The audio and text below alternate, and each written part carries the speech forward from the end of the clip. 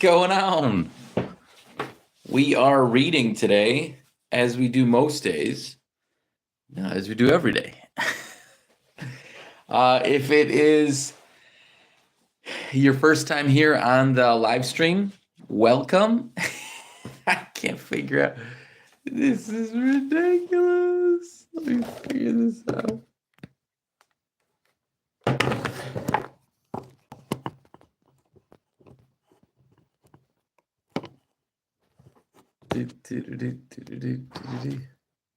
No, that's not gonna work.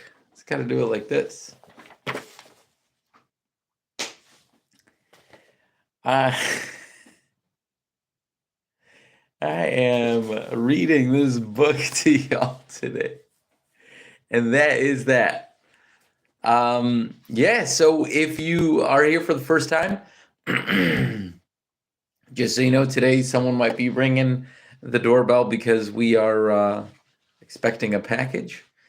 So you'll hear that. But otherwise, every intention I leave for this book is for you to receive more from it. Obviously, we're reading Napoleon Hill's Think and Grow Rich, endorsed by Andrew Carnegie. And additionally, besides all the frequency and good information you get from the book, I give you, I'm setting the intention that any errors, or if I have to reread, or if there's a long gap because I'm trying to understand something, gives your brain more time to evolve your idea and thought. Because ultimately, that's what we've learned it works like in some respect. So this book is incredible. And today we're reading chapter 14, The Sixth Sense, the Door to the Temple of Wisdom. The 13th step to riches. Oh, and make sure to ask questions if you got them. Chapter 14, The Sixth Sense. The 13th principle is known as the sixth sense. Infinite intelligence may and will communicate voluntarily through the sixth sense without any effort from or demands by the individual. This principle is the apex of the philosophy. It can be assimilated, understood, and applied only by first mastering the other 12 principles. The sixth sense is the portion of the subconscious mind that has been referred to as the creative imagination. It has also been referred to as the receiving set, through which ideas, plans, and thoughts flash into the mind. The flashes are sometimes called hunches or inspirations. The sixth sense defies description.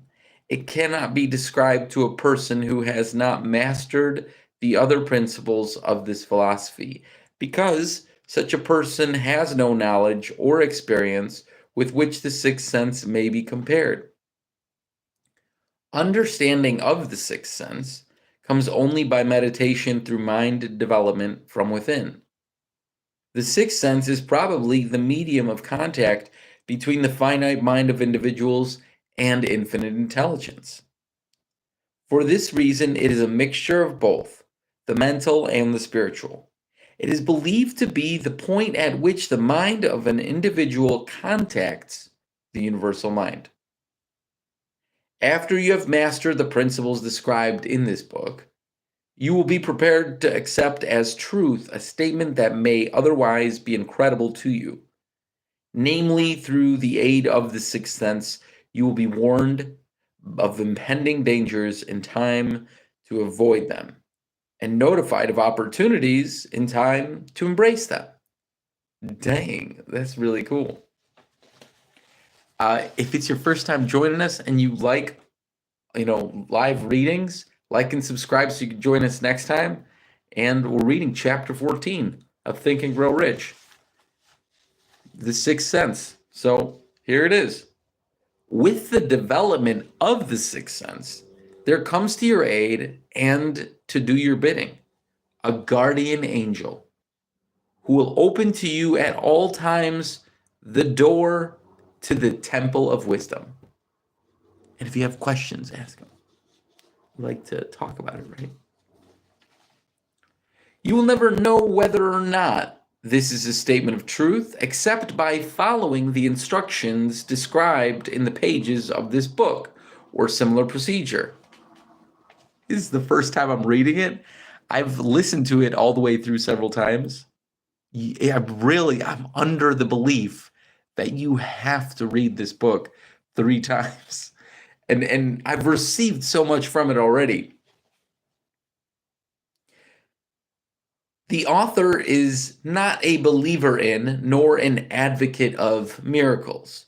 He has enough knowledge of nature to understand that nature never deviates from her established laws. Some of her laws are so incomprehensible that they produce what appear to be miracles. The sixth sense comes as near to being a miracle as anything I have ever experienced, and it appears so only because I do not understand the method by which this principle is operated. I actually do a live breath work every day, and I say breath work for miracles and healing because it feels like a miracle, but ultimately what you're doing is you're just getting in alignment. This much the author does know, that there is a power or a first cause or an intelligence which permeates every atom of matter and embraces every unit of perceptible energy, that this infinite intelligence converts acorns into oak trees, causes water to flow downhill in response to the law of gravity, follows night with day and winter with summer, each maintaining its proper place and relationship to the other. This intelligence may, through the principles of this philosophy. Hey, what's up, Razak? I'm going to reread it again because it's an interesting way he's explaining, what infinite intelligence is in words. This much the author does know, that there is a power or first cause or an intelligence which permeates every atom of matter and embraces every unit of perceptible energy. That this infinite intelligence converts acorns into oak trees, causes water to flow downhill in response to the law of gravity, follows night with day, and winter with summer, each maintaining its proper place and relationship to the other. This intelligence may, through the principles of this philosophy, be induced to aid in transmuting desires into concrete or material form. The author has this knowledge because he has experimented with it and has experienced it. Oh, awesome. Welcome from Morocco. I'm from Chicago originally. My wife and I mostly live in Europe, UK. I'm in Poland right now, and I'm getting married in a week. 8 days, I think. But yeah, welcome from Morocco. Like and subscribe if it's your first time, because we read books every day, and we get through about 100 in 2 years, which is awesome. Join our book club. Step by step through the preceding chapters, you have been led to this, the last principle. If you have mastered each of the preceding principles, you are now prepared to accept, without being skeptical, the stupendous claims made here. If you have not mastered the other principles, you must do so before you may determine definitely whether or not the claims made in this chapter are fact or fiction. I think I'm helping you right now. If you ask questions and I'll respond to what they're talking about, that'll help you, but we're talking in English. So, while I was passing through the age of hero worship, I found so definitely subscribe, obviously, because I think it'll help. While I was passing through the age of hero worship, I found myself trying to imitate those whom I most admired. Moreover, I discovered that the element of faith with which I endeavored to imitate my idols gave me great capacity to do so quite successfully. I have never entirely divested myself of this habit of hero worship, although I have passed the age commonly given over to such. My experience has taught me that the next best thing to being truly great is to emulate the great by feeling and action as closely as possible. Oh, that makes sense.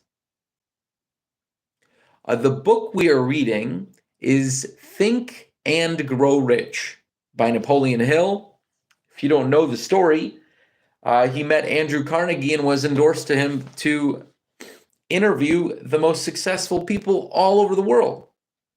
And the sixth sense is the 13th principle, the 12th principle of getting to riches. And they say riches are obviously monetary, but mostly in here, it is the idea, the evolved ideas. That's why all intention I have behind reading this is so you evolve your ideas, upgrade them, and your problems are solved as long as you act on them.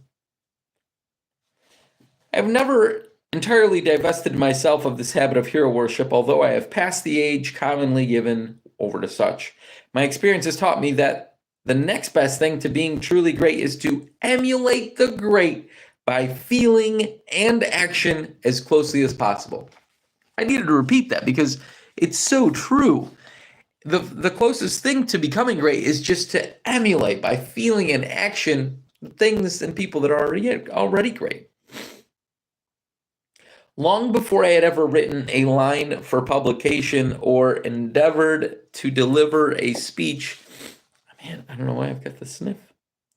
Long before I had ever written the line for publication or endeavored to deliver a speech in public, I followed the habit of reshaping my own character by trying to imitate the 9 men whose lives and life works had been most impressive to me. These 9 men were Emerson, Paine, Edison, Darwin, Lincoln, Burbank, Napoleon, Ford, and Carnegie. Every night over a long period of years, I held an imaginary council meeting with this group, whom I called my invisible counselors. Dang, I gotta reread that. Long before I had ever written a line for publication or endeavored to deliver a speech in public, I followed the habit of reshaping my own character by trying to imitate the 9 men whose lives and life works had been most impressive to me. These 9 men were Emerson, Paine, Edison, Darwin, Lincoln, Burbank, Napoleon, Ford, and Carnegie. Every night over a long period of years, I held an imaginary council meeting with this group, whom I called my invisible counselors. The procedure was this. Just before going to sleep at night, I would shut my eyes and see in my imagination this group of men seated with me around my council table. Here, I had not only an opportunity to sit among those whom I considered to be great, but I actually dominated the group by serving as the chairman. I had a very definite purpose in indulging my imagination through these nightly meetings. My purpose was to rebuild my own character so it would represent a composite of the characters of my imaginary counselors.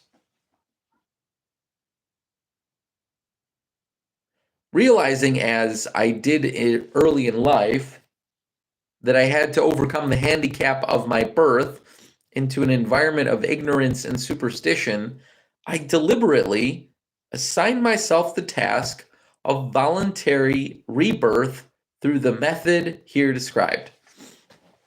Interesting. Very interesting. If you have any questions, ask. All right, this section of chapter 6th Sense. The 12th Step to Riches. Building character through autosuggestion. Being an earnest student of psychology, I knew that all people have become what they are because of their dominating thoughts and desires. I knew that every deeply seated desire seeks outward expression through which it may be transmuted into reality. I knew that self-suggestion is a powerful factor in building character, that it is in fact the sole principle through which character is built. With this knowledge of the principle of mind operation, I was fairly well armed with the equipment needed to rebuild my character. In these imaginary council meetings, I called on my cabinet members for the knowledge I wished each to contribute, addressing myself to each member in audible words as follows. Mr. Emerson, I desire to acquire from you the marvelous understanding of nature which distinguished your life. I ask that you make an impress upon my subconscious mind of whatever qualities you possessed that enabled you to understand and adapt yourself to the laws of nature. I ask that you assist me in reaching and drawing upon whatever sources of knowledge are available to this end. Mr. Burbank, I request that you pass on to me the knowledge which enabled you to so harmonize the laws of nature that you caused the cactus to shed its thorns and become an edible food. Give me access to the knowledge which enabled you to make 2 blades of grass grow where but one grew before, and helped you to blend the coloring of the flowers with more splendor and harmony, for you alone have successfully gilded the lily. Napoleon, I desire to acquire from you, by emulation, the marvelous ability you possessed to inspire people and to arouse them to greater and more determined spirit of action. Also, to acquire the spirit of enduring faith, which enabled you to turn defeat into victory and to surmount staggering obstacles. Emperor of fate, king of chance, man of destiny, I salute you. Mr. Payne, I desire to acquire from you the freedom of thought and the courage and clarity with which to express convictions that so distinguished you. Mr. Darwin, I wish to acquire from you the marvelous patience and ability to study cause and effect without bias or prejudice so exemplified by you in the field of natural science. Mr. Lincoln, I desire to build into my own character the keen sense of justice, the untiring spirit of patience, the sense of humor, the human understanding, and the tolerance that were your distinguishing characteristics. Mr. Carnegie, I am already indebted to you for my choice of a life work which has brought me great happiness and peace of mind. I wish to acquire a thorough understanding of the principles of organized effort, which you used so effectively in the building of a great industrial enterprise. Mr. Ford, you have been among the most helpful of the men who have supplied much of the material essential to my work. I wish to acquire your spirit of persistence, the determination, poise, and self-confidence that have enabled you to master poverty, organize, unify, and simplify human effort, so I may help others to follow in your footsteps. Mr. Edison, I have seated you nearest to me at my right because of the personal cooperation you have given me during my research into the causes of success and failure.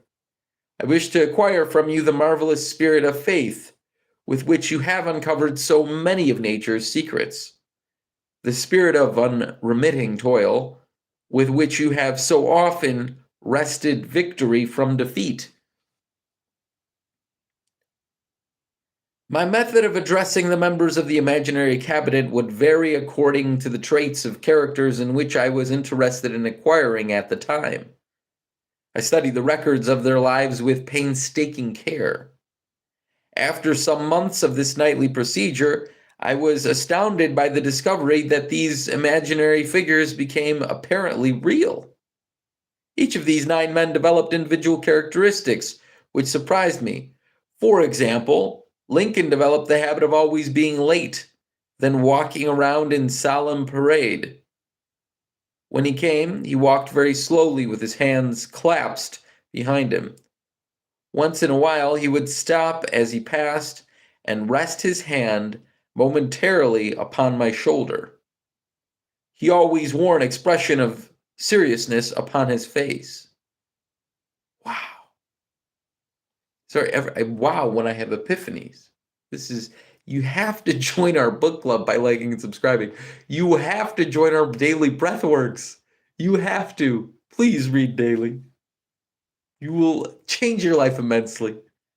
You are going to be so appreciative of that information of knowledge for the rest of your life. I'm going to reread this because it's actually one of the only paragraphs I remember from the first time I ever went through this. Each of these 9 men developed individual characteristics. This is after he's, experienced the years of this invisible cabinet of characters before bed, right? Each of these 9 men developed individual characteristics in his mind before going to bed, which surprised me. For example, Lincoln developed the habit of always being late, then walking around in solemn parade. When he came, he walked very slowly with his hands clasped behind him. Once in a while, he would stop as he passed and rest his hand momentarily upon my shoulder. He always wore an expression of seriousness upon his face. Rarely did I see him smile.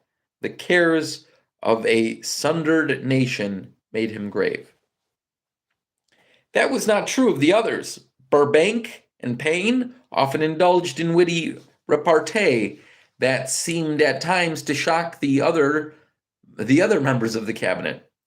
One night, Paine suggested that I prepare a lecture entitled The Age of Reason and deliver it from the pulpit of a church that I formerly attended. Many around the table laughed heartily at the suggestion. Not Napoleon. He drew his mouth down at the corners and groaned so loudly that all turned and looked at him with amazement. To him, the church was but a pawn of the state, not to be reformed, but to be used as a convenient inciter to mass activity by the people. I can see that about the church. Even though I go to my church and really churches, I frequent any which I am near. And I don't think I've ever had a bad homily. Who knows? On one occasion, Burbank was late. When he came, he was excited with enthusiasm and explained that he had been late because of an experiment he was making through which he hoped to be able to grow apples on any sort of tree. Whoa.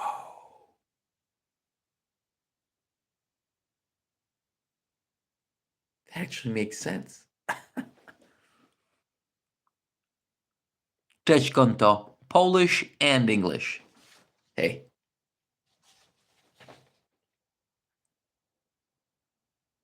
On one occasion, Burbank was late.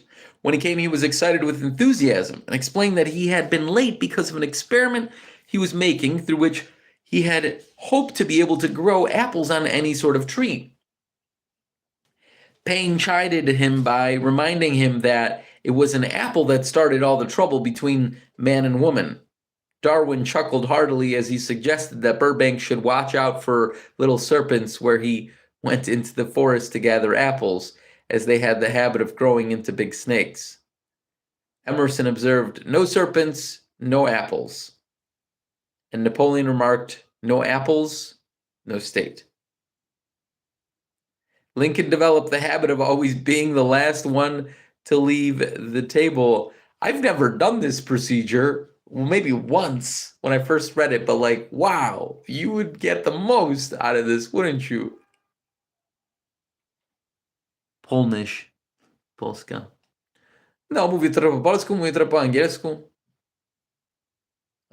Parlez-vous français? Not really. Hablo español? Sí, más o menos. Learning a few. Dang, this book is so good. I'm on page 179. Subscribe and listen to the other ones, or pick it up and read it on your own, and read out loud if reading is difficult. That's one of the lessons I tell people, oh, reading's difficult for me. Just read out loud. You're going to block out all the noise in your head. So easy. once you realize and take action on it.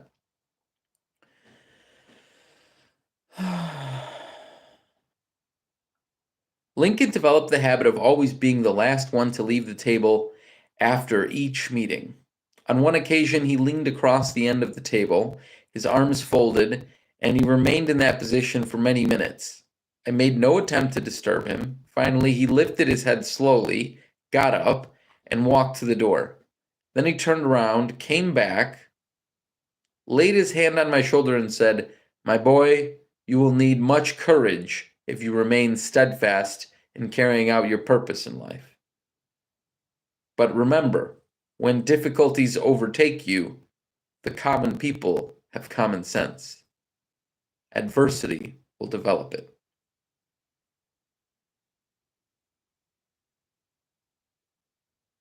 Wow, that's awesome.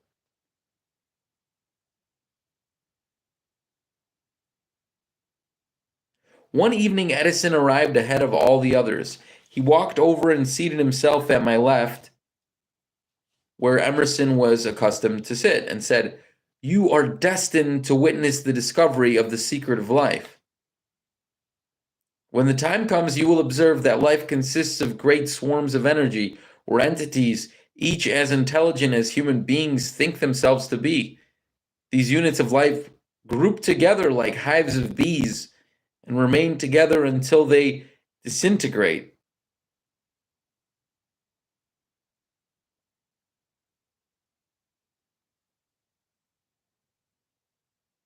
You are destined to witness the discovery of the secret of life. When the time comes, you will observe that life consists of great swarms of energy or entities, each as intelligent as human beings think themselves to be. These units of life group together like hives of bees and remain together until they disintegrate through lack of harmony. These units have differences of opinion, the same as human beings, and often fight among themselves. These meetings which you are conducting will be very helpful to you. They will bring to your rescue some of the same units of life. They will bring to your rescue some of the same units of life that serve the members of your cabinet during their lives. These units are eternal. They never die. Their own thoughts and desires serve as the magnet that attracts units of life. From the great ocean of life out there, only the friendly units are attracted. Ah, these units are eternal. They never die. Your own thoughts and desires serve as the magnet that attracts units of life from the great ocean of life out there. Only the friendly units are attracted, the ones that harmonize with the nature of your desires. The other members of the cabinet began to enter the room. Edison got up and slowly walked around to his own seat. Edison was still living with this when this happened. The other members of the cabinet began to enter the room.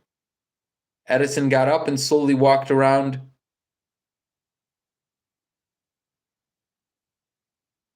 to his own seat. Edison was still living when this happened. It impressed me so greatly that I went to see him and told him about the experience. He smiled broadly and said, "Your dream was more a reality than you may imagine it to have been." He added no further explanation to his statement.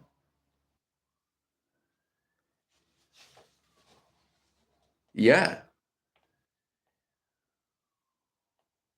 These meetings became so realistic that I started to be fearful of their consequences and discontinued them for several months.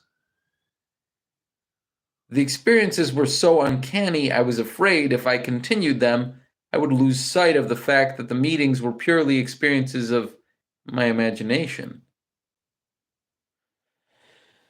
Some 6 months after I had discontinued the practice, I was awakened one night, or thought I was, and saw Lincoln standing at my bedside. He said, "The world will soon need your services. It is about to undergo a period of chaos that will cause men and women to lose faith and become panic-stricken. Go ahead with your work and complete your philosophy. That is your mission in life. If you neglect it for any cause whatsoever, you will be reduced to a primal state, and be compelled to retrace the cycles through which you have passed,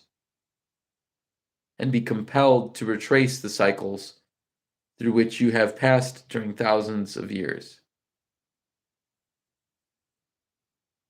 If you do not complete your mission once you know it, that is the greatest sin.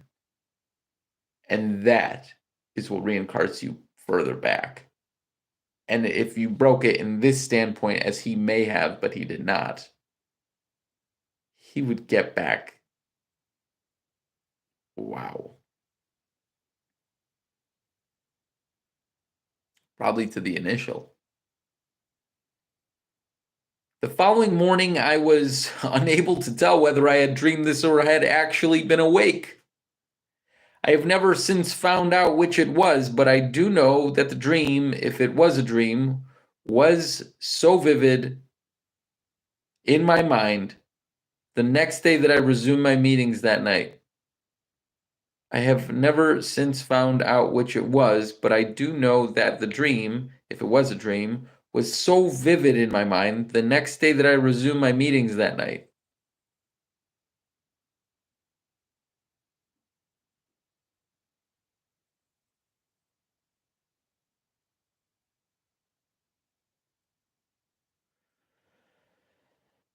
I have never since found out which it was, but I do know that the dream, if it was a dream, was so vivid in my mind the next day that I resumed my meetings that night.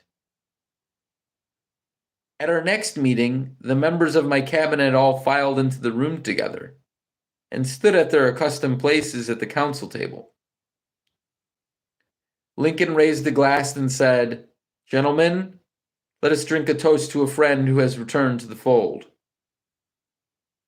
After that, I began to add new members to my cabinet. Now it consists of more than 50, among them Christ, St. Paul, Galileo, Copernicus, Aristotle, Plato, Socrates, Homer, Voltaire, Bruno, Spinoza, Drummond, Kant, Schopenhauer, Newton, Confucius, Albert Hubbard, Bran, Ingersoll, Wilson, and William James. This is the first time I have had the courage to mention this. Previously, I have remained quiet on the subject, because I knew from my own attitude in connection with such matters that I would be misunderstood if I described my usual experience. I have been emboldened now to reduce my experience to the printed page because I am now less concerned about what they say than I was in the years that have passed. One of the blessings of maturity is that it sometimes brings one greater courage to be truthful, regardless of what those who do not understand may think or say.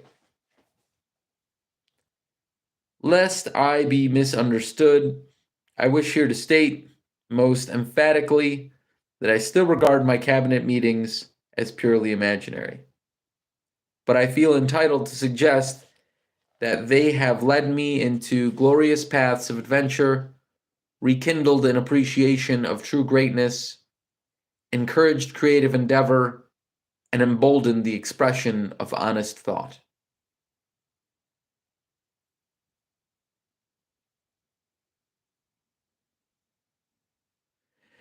Somewhere in the cell structure of the brain is located an organ which receives vibrations of thought ordinarily called hunches. So far, science has not discovered where this organ of the sixth sense is located, but this is not important.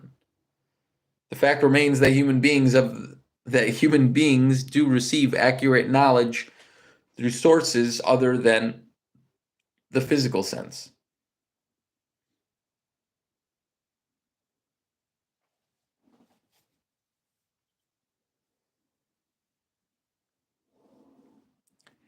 Cześć Szczypka, cześć Konto. Good to see you guys. Sorry, I got so engrossed in this book. It's incredible. Lest I be misunderstood, I wish here to state most emphatically that I still regard my cabinet meetings as purely imaginary, but I feel entitled to suggest that they have led me into glorious paths of adventure, rekindled an appreciation of true greatness, encouraged creative endeavor, and emboldened the expression of honest thought. Somewhere in the cell structure of the brain is located an organ which receives vibrations of thought, ordinarily called hunches. So far, science has not discovered where this organ of the sixth sense is located, but this is not important. The fact remains that human beings do receive accurate knowledge through sources other than the physical senses. Such knowledge generally is received when the mind is under the influence of extraordinary stimulation. Any emergency that arouses the emotions and causes the heart to beat more rapidly than normal may and generally does bring the sixth sense into action. Anyone who has experienced a near accident while driving knows that. Subscribe to join the book club.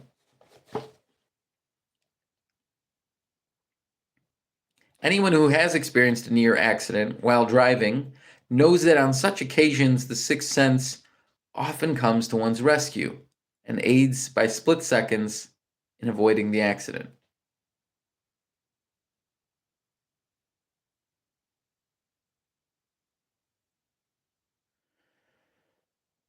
These facts are mentioned preliminary to a statement of fact that I shall now make. Namely, that during my meetings with the invisible counselors, I found my mind most receptive to ideas, thoughts, and knowledge that reach me through the sixth sense.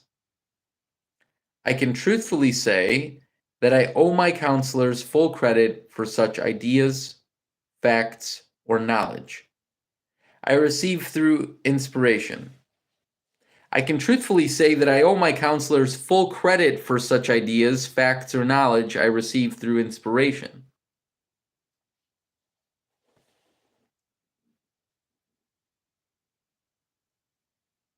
On scores of occasions when I have faced emergencies, some of them so grave that my life was in jeopardy, I have been miraculously guided past these difficulties through the influence of my counselors. My original purpose in conducting council meetings with imaginary beings was solely that of impressing my own subconscious mind through the principle of autosuggestion, with certain characteristics I desired to acquire. In more recent years, my experimentation has taken on an entirely different trend. I now go to my imaginary counselors with every difficult problem that confronts my clients and me. The results are often astonishing, although I do not depend entirely on this form of counsel. Appreciate y'all, by the way. Ask questions if you got them. You, of course, have recognized that this chapter covers a subject with which the majority of people are unfamiliar. The sixth sense will be of great interest and benefit to the person whose aim is to accumulate vast wealth, but it need not claim the attention of those whose desires are more modest. Henry Ford undoubtedly understood and made practical use of the sixth sense. His vast business and financial operations made it necessary for him to understand and use this principle. Thomas A. Edison understood and used the sixth sense in connection with the development of inventions, especially those involving basic patents, where he had no human experience or accumulated knowledge to guide him. This was the case while he was working on the talking machine and the moving picture machine. Nearly all great leaders, such as Napoleon, Joan of Arc, Christ, Buddha, Confucius, and Muhammad, understood and probably made use of the sixth sense almost continuously. The major portion of their greatness consisted of their knowledge of this principle. The sixth sense is not something one can take off and put on at will. Ability to use this great power comes slowly through the application of the other principles outlined in this book. Seldom does any individual come into workable knowledge of the sixth sense before the age of 40. More often, the knowledge is not available until one is well past 50. This is because the spiritual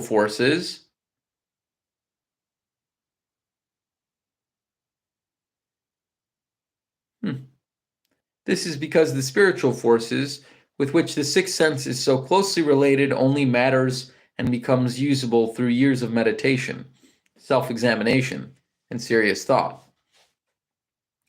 No matter who you are, or what may have been your purpose in reading this book, you can profit by it without understanding the principle described in this chapter. This is especially true if your major purpose is that of accumulation of money or other material things. This chapter on the sixth sense was included because the book was designed to present a complete philosophy by which individuals may unerringly guide themselves in attaining whatever they ask of life. The starting point of all achievement is desire. The finishing point is that brand of knowledge that leads to understanding, understanding of self, understanding of others, understanding of the laws of nature, recognition, and understanding of happiness. This sort of understanding comes in its fullness only through familiarity with and use of the principle of the sixth sense. Therefore, that principle had to be included as part of this philosophy for the benefit of those who demand more than money. Appreciate y'all. Subscribe to join the book club. You must have observed that while reading the chapter, you were lifted to a high level of mental stimulation. Mental stimulation. Splendid. Come back to this again. A month from now, read it once more and observe that your mind will soar to a still higher level of stimulation. Repeat this experience from time to time without being concerned as to how much or how little you learn at the time. Eventually, you will find yourself in possession of a power that will enable you to throw off discouragement, master fear, overcome procrastination, and draw freely upon your imagination. Then you will have felt the touch of that unknown something, which has been the moving spirit of every truly great thinker, leader, artist, musician, writer, statesman. Then you will be in a position to transmute your desires into their physical or financial counterpart as easily as you may lie down and quit at the first sign of opposition.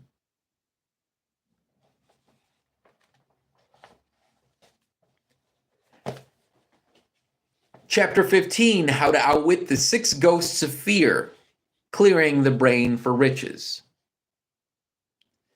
Before you can put any portion of this philosophy into successful use, your mind must be prepared to receive it. The preparation is not difficult. It begins with study, analysis, and understanding of three enemies you shall have to clear out. These are indecision, doubt, and fear. The sixth sense will never function while these three negatives, or any of them, remain in your mind.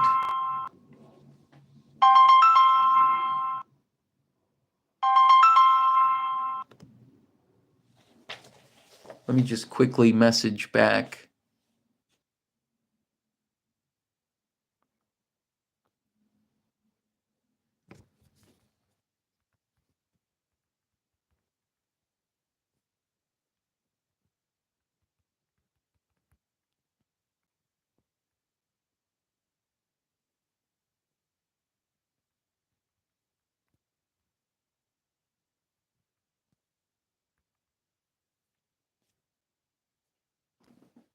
Thank you for bearing with me.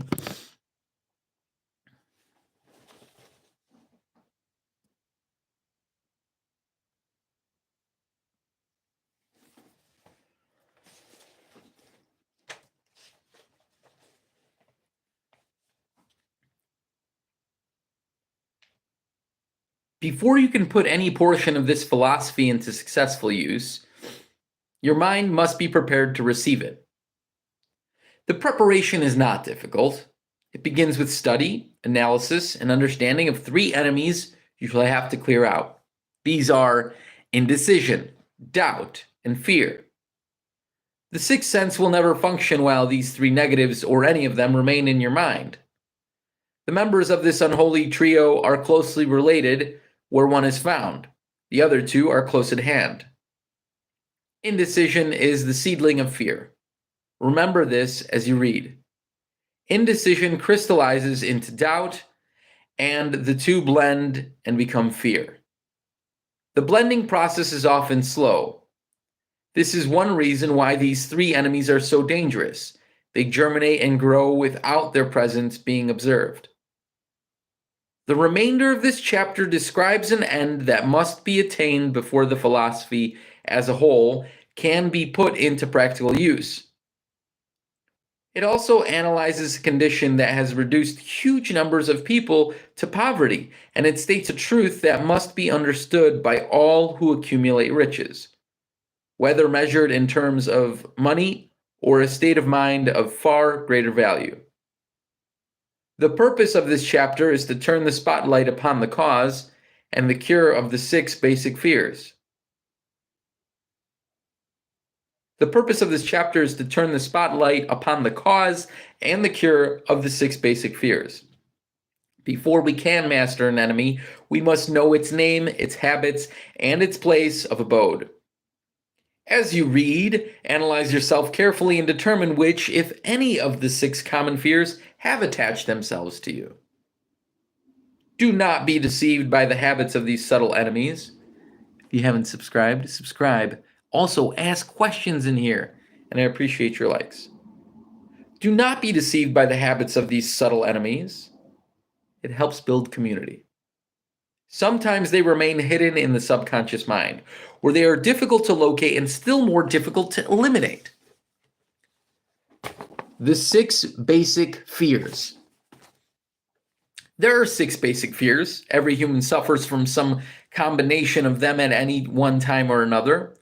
Most people are fortunate if they do not suffer from the entire six, named in the order of their most common appearance. They are the fear of poverty, the fear of criticism, the fear of ill health, the fear of loss of love of someone, the fear of old age, the fear of death.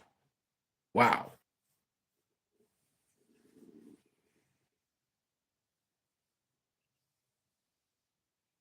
Makes sense. All other fears are of minor importance and can be grouped under these six headings. The prevalence of these fears as a curse to the world runs in cycles. For almost 6 years while the Depression was on, we floundered in the cycle of fear of poverty. During the periods when we were at war or faced with terror, we were in the cycle of fear of death. Even in periods of prosperity and peace, we are in the cycle of fear of ill health, as evidenced by the epidemic of various diseases, which spread themselves all over the world. Fears are nothing more than states of mind. One state of mind is subject to control and direction.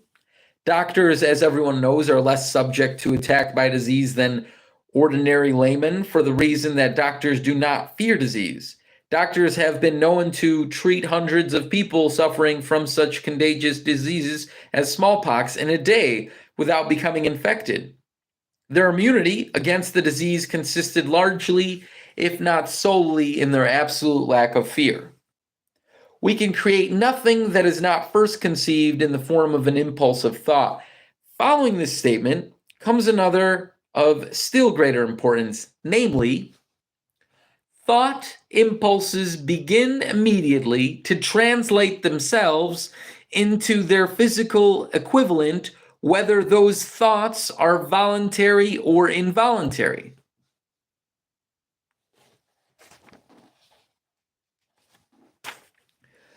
Thought impulses picked up through the ether by mere chance, thoughts released by other minds, may determine one's financial, business, professional, or social destiny just as surely as the thought impulses one creates by intent and design.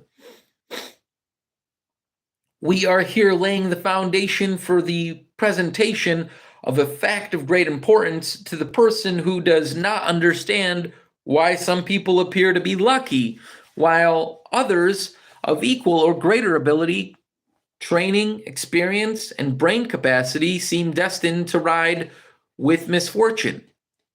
This may be explained by the statement that human beings have the ability to control their own minds completely.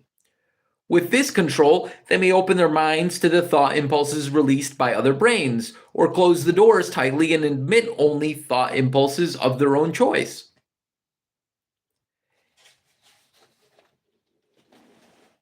Listen, I appreciate your subscription and your likes.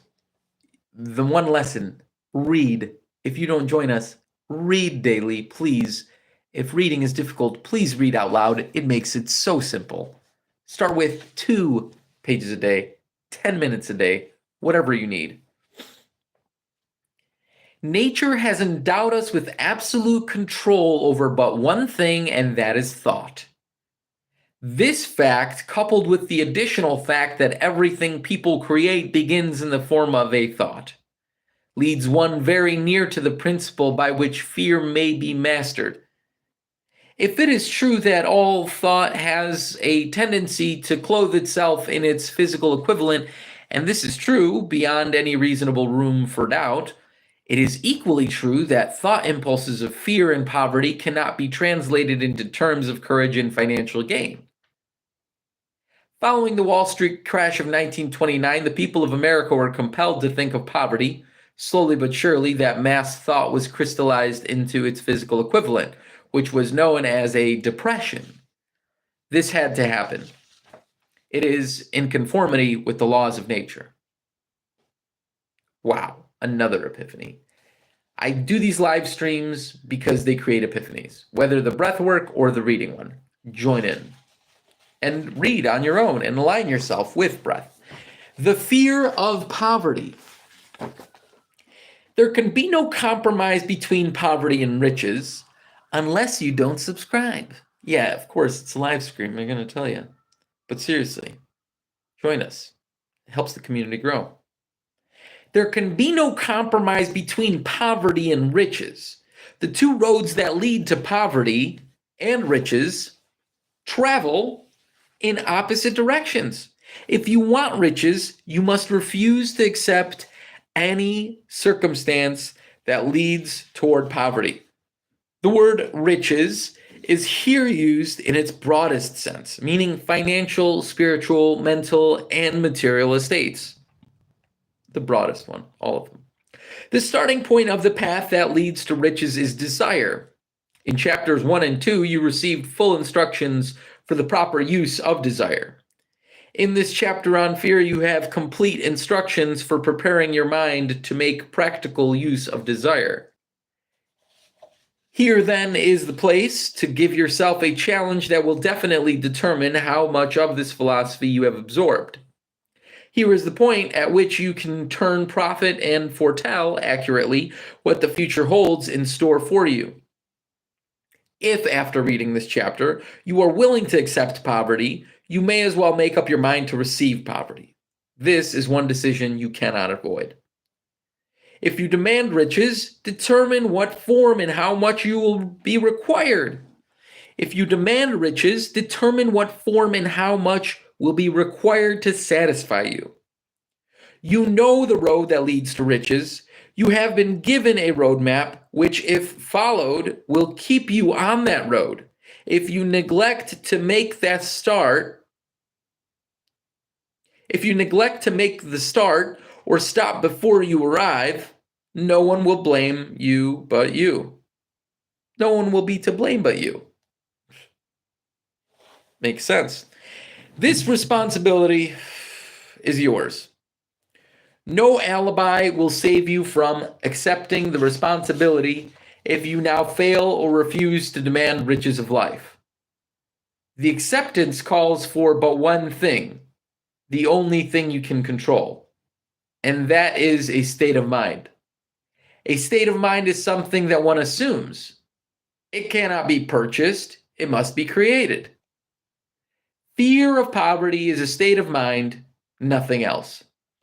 But it is sufficient to destroy one's chances of achievement in any undertaking. This fear paralyzes the faculty of reason, destroys the faculty of imagination, kills off self-reliance, undermines enthusiasm, discourages initiative, leads to uncertainty of purpose, encourages procrastination, wipes out enthusiasm, and makes self-control an impossibility. It takes the charm from one's personality, destroys the possibility of accurate thinking, diverts concentration of effort, it masters persistence, turns the willpower into nothingness, destroys ambition, beclouds the memory, and invites failure in every conceivable form. It kills love and assassinates the finer emotions of the heart, discourages friendship, and invites disaster in 100 forms. It leads to sleeplessness, misery, and unhappiness. And all this despite the obvious truth that we live in a society of overabundance of everything the heart could desire, with nothing standing between us and our desires except lack of a definite purpose. The fever... Getting some intense downloads right now. The fear of poverty is, without doubt, the most destructive of the 6 basic fears. It has been placed at the head of the list because it is the most difficult to master. Considerable courage is required to state the truth about the origins of this fear, and still greater courage to accept the truth after it has been stated. The fear of poverty grew out of the human tendency to prey upon others economically. Nearly all animals lower than humans are motivated by instinct, but as their capacity to think is limited, they prey upon one another physically. Humans, with their superior sense of intuition, with the capacity to think and to reason, do not eat other humans bodily. They get more satisfaction out of eating them financially. Eating them financially. Also earlier. The age in which we live, the age in which we live seems to be consumed by money madness. People are considered less than the dust of the earth unless they can display a fat bank account. But if they have money, never mind how acquired, they are too often idolized and treated as being above the law. They rule in politics and dominate in business.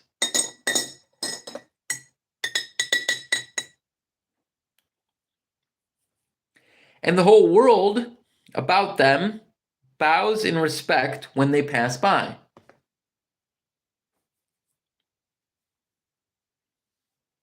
Nothing brings so much suffering and humility as poverty. Only those who have experienced poverty understand the full meaning of this. It is no wonder that we fear poverty. Through a long line of inherited experiences, we have learned for sure that some people cannot be trusted where matters of money and earthly possessions are concerned. This is a rather stinging indictment, the worst part of it being that it is true. Many marriages are motivated by the wealth possessed by one or both of the contracting parties. It is no wonder, therefore, that the divorce courts are busy. So eager are people to possess wealth that they will acquire it in any feasible manner, through legal methods if possible, but through other methods if necessary or expedient. Self-analysis may disclose weaknesses that one does not like to acknowledge. This form of examination is essential to all who demand of life more than mediocrity and poverty. Remember, as you check yourself point by point, that you are the court and the jury, the prosecution and the defense, the plaintiff and the defendant. Face the facts squarely, ask yourself definite questions, and demand direct replies.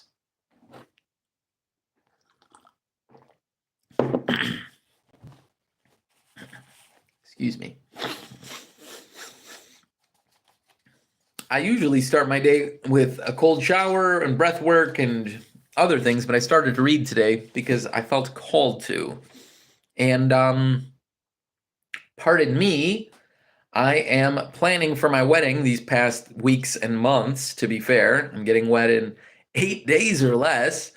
And I have a little bit of inflammation that comes up every single day because I'm eating quite more than I do on my normal diet, and I'm drinking with family members to prepare for my wedding. As I grew up Polish Catholic, I don't think it was ever, maybe there was a slight % chance I would have had a wedding I wouldn't be drinking at, but after these past 2 years, it seemed that was probably not the case. So please, if you can forgive me, as I breathe in the inflammation I normally get out after my morning run and after my cold shower, which is something I know to be the case. So please forgive me. We're almost done with this book, and I think it'll be a good idea if we read it.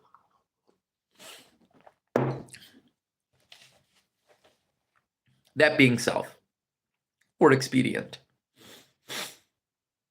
Pardon me, I'm going to reread that part. Self-analysis may disclose weaknesses that one does not like to acknowledge. This form of examination is essential to all who demand of life more than mediocrity and poverty. Remember, as you check yourself point by point, that you are the court and the jury, the prosecution and the defense, the plaintiff and the defendant. Face the facts squarely. Oh yeah, if you haven't subscribed, you should. This is going to be a major book club. The best book club, maybe. Ask yourself definite questions and demand direct replies. When the examination is over, you will know more about yourself. If you do not feel that you can be an impartial judge in this self-examination, call upon someone who knows you well to serve as judge while you cross-examine yourself. You are after the truth. Get it, no matter at what cost, even though it may temporarily embarrass you. You are the truth. You are after the truth. Get it, no matter what the cost. I like that, though, even though it may be temporarily embarrass you, even though it may. The majority of people, if asked what they fear most, would reply, I fear nothing. The reply would be inaccurate because few people realize that they are bound, handicapped, whipped spiritually and physically through some form of fear. Reading the fears, I realized the few that I am. So I was like, fear, go through the fear. But not necessarily my death and not necessarily the loss of love, but due to the death of some close people. The close loss of love, the being able to. I've been separated by ocean through some people that I love based on odd circumstances, which is why I'm in this environment where I've created remote possibilities, work and money and everything, health primarily. That's what I started all this from. Health is the real wealth. Wealth is health. The reply would be inaccurate because few people realize that they are bound, handicapped, whipped spiritually and physically through some form of fear. So subtle and deeply seated is the emotion of fear that one may go through life burdened with it, never recognizing its presence. Only a courageous analysis will disclose the presence of this universal enemy. When you begin such an analysis, search deeply into your character. Here is a list of the symptoms you should look for. Symptoms of the fear of poverty. Indifference, commonly expressed through the lack of ambition, willingness to tolerate poverty, acceptance of whatever compensation life may offer without protest, mental and physical laziness, lack of initiative, imagination, enthusiasm, and self-control. Indecision, the habit of permitting others to do one's thinking, staying on the fence. Doubt, generally expressed through alibis and excuses designed to cover up, explain away, or apologize for one's failures. Sometimes expressed in the form of envy of those who are successful or by criticizing them. Worry, usually expressed by finding fault with others, a tendency to spend beyond one's income. Neglect of personal appearance, scowling and frowning, intemperance in the use of alcoholic drink. Gotta watch. Sometimes through the use of narcotics, nervousness, lack of poise, self-consciousness, and lack of self-reliance. Overcaution, the habit of looking for the negative side of every circumstance, thinking and talking of possible failure instead of concentrating upon the means of succeeding. Knowing all the roads to disaster, but never searching for the plans to avoid failure. Waiting for the right time. To begin putting ideas and plans into action until the waiting becomes a permanent habit, remembering those who have failed and forgetting those who have succeeded, seeing the hole in the donut but overlooking the donut. Procrastination. The habit of putting off until tomorrow matters that should have been done last year. Spending enough time in creating alibis and excuses to have done the job. This symptom is closely related to overcaution, doubt, and worry, refusal to accept responsibility when it can be avoided, willingness to compromise rather than put up a stiff fight, compromising with difficulties instead of harnessing and using them as stepping stones to advancement, bargaining with life for a penny instead of demanding prosperity, opulence, riches, contentment, and happiness, and planning what to do if and when overtaken by failure instead of burning all bridges and making retreat impossible. This is manifested further by weakness of and often total lack of self-confidence. Definiteness of purpose, self-control, initiative, enthusiasm, ambition, thrift, and sound reasoning ability. Expecting poverty instead of demanding riches. And association with those who accept poverty instead of seeking the company of those who demand and receive riches. Hey, Star. Sorry, I didn't notice that. The fear of criticism. Most people are was that the first one? The fear of poverty, it's the most important thing to watch out for, isn't it? Most people are at the least very uncomfortable when criticized. In some cases, they may become depressed and dependent when others censure them. The fear of criticism robs people of their initiative, destroys their power of imagination, limits their individuality, takes away their self-reliance, and does them damage in 100 other ways. Parents often do their children irreparable injury by criticizing them.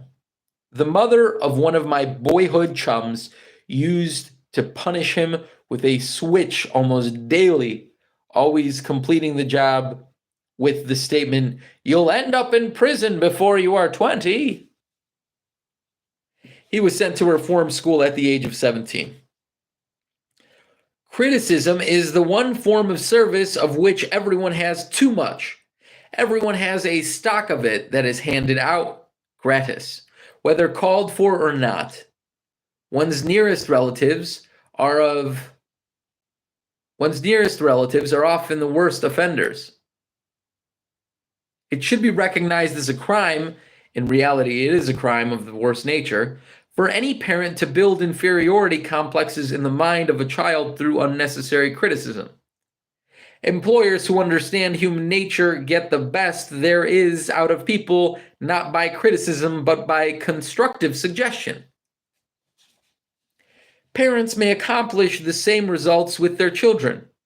Criticism will plant fear or resentment in the human heart, but it will not build love or affection. The fear of ill health. That's probably a big one. This fear may be traced to both physical and social heredity.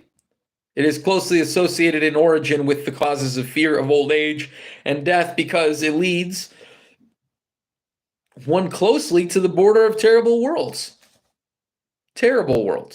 of which nothing is really known, but concerning which some discomforting stories have been told. Certain unethical people engaged in the business of selling health have had not a little to do with keeping alive the fear of ill health.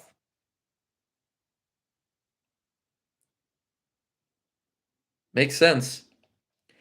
In the main, ill health is feared because of the suffering it causes and the fear and uncertainty of what may happen when death comes. In addition, there is the fear of the economic toll it may claim. A reputable doctor estimated that 75% of all people who visit doctors of professional service are suffering with hypochondria, imaginary illness. It has been shown most convincingly that the fear of disease, even where there is not the slightest cause for fear, often produces the physical symptoms of the disease feared. Powerful and mighty is the human mind. It builds or it destroys. Through a series of experiments conducted some years ago, it was proved that people might be made ill by suggestion. We conducted this experiment by causing 3 acquaintances to visit the victims, each of whom asked the questions, "What ails you? You look terribly ill." The first questioner usually provoked a grin and a nonchalant, "Oh, nothing, I'm all right," from the victim. The second questioner was usually answered with the statement, "I don't know exactly, but I do feel bad." The third questioner was usually met with the frank admission that the victim was actually feeling ill. Everyone basically said wow.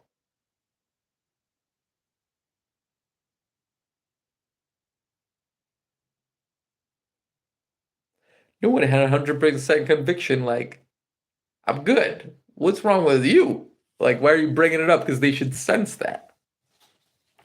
Try this on an acquaintance if you doubt that it will make them uncomfortable, but do not carry the experiment too far. In some primitive cultures, people take vengeance upon their enemies by placing a spell on the victim because they believe the spell is real, and victims do become sick and often die. There is overwhelming evidence that disease sometimes begins in the form of a negative thought impulse, such an impulse may be passed from one mind to another by suggestion or created by an individual in their own mind. Doctors sometimes send patients into new climates for their health because a change of mental attitude is necessary. This seed of fear of ill health lives in every human mind. Worry, fear, discouragement, and disappointment in love and business affairs cause this seed to germinate and grow. The fear of loss of love. That's a fear. Wow, interesting. The original source of this inherent fear needs little description. It obviously grew out of ancient man's polygamous habit of stealing his fellow man's mate and taking liberties with her whenever he could. The fear of the loss of love of someone is the most painful of all the 6 basic fears. It probably plays more havoc with the body and mind than any of the fears. One of the distinguishing symptoms of this fear is jealousy, being suspicious of friends and loved ones without any reasonable evidence. Another is the habit of accusing one's partner of infidelity without grounds. Further symptoms are a general suspicion of everyone, absolute faith in no one, and finding fault with friends, relatives, business associates, and loved ones upon the slightest provocation or without any cause whatsoever. The main thing here I want to say, I think it's a good idea to follow the rules that it says in this book.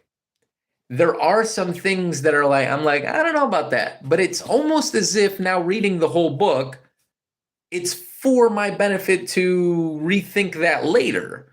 So you might not agree with everything that's in this book. First of all, you won't agree with everyone. There's no chance you'll agree with everyone. So let's be honest with ourselves and not be ridiculous by, exclaiming too many. Oh my goodness. What's the word? Ah. Gosh, it's on the tip of my tongue. Doesn't matter. You should definitely follow the book, even if somebody like, I don't agree with that, I agree with this. Because even here, there's something that I received more from it based on a different understanding of what I thought he was getting at, but then he explains it a different way, and I was like, I didn't even think it that way. Just by a title or a phrase, I receive it a different way. It's exciting.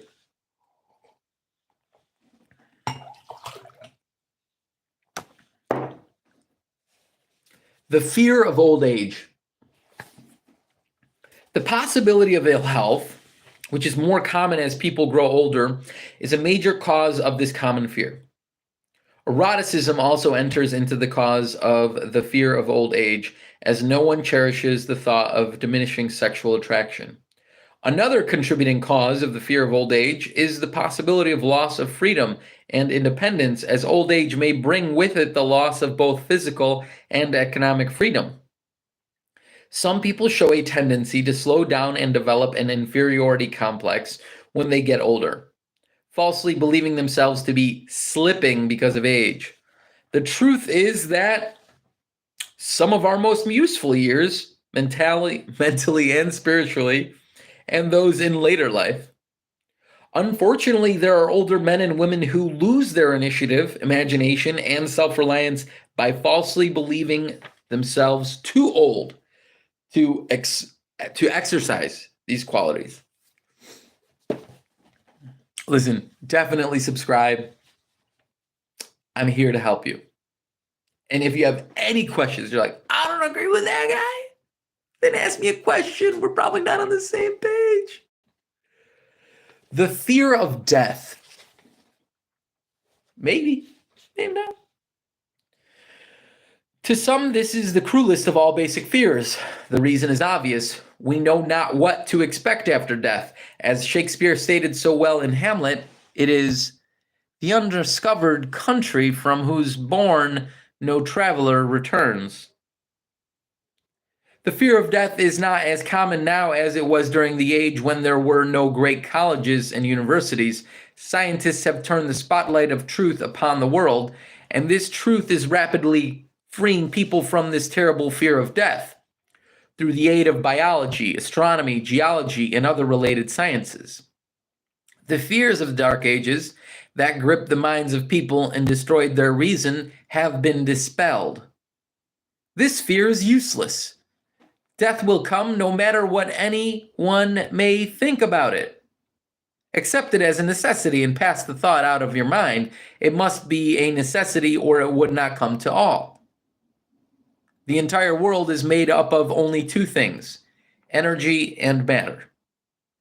In elementary physics, we learn that neither matter nor energy, the only two known realities, can be created or destroyed.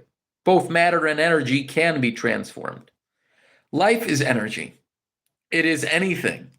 If neither energy nor matter can be destroyed, of course, life cannot be destroyed. Life, like other forms of energy, may be passed through various processes of transition or change, but it cannot be destroyed. Death is mere transition. If death is not mere change or transition, then nothing comes after death except a long, eternal, peaceful sleep. And sleep is nothing to be feared. Thus, you may wipe out forever the fear of death. That is to say, unless you're scared that when you die, you don't have left what you would like to, whether knowledge or something you have wanted to live or an indebtedness to someone. Because karma and reincarnation, in some respects, are real. In some respects, are real for certain. Equal sign, balance, always been. Therefore, you need to act today. Worry. You need to act today on that hunch that you have. Listen, I bought this book at a bookstore so many times ago. I had all 3 books. I just tore that first page off now. Just happened this moment. Do not worry, my friends. Subscribe. Sub is under, and scribe, and you can receive it this way, right below. But just under has the underlying meaning of like meta, think beyond. And scribe, you should use that sometimes, if not actually writing, then recording oneself and looking back at it at another time. Worry is a state of mind based upon fear. It works slowly but persistently. It is insidious and subtle. Step by step, it digs itself in. And I promise you will get what you want if you do. Actually, subscribe for our newsletter, right? Until it paralyzes one's reasoning faculty and destroys self-confidence and initiative.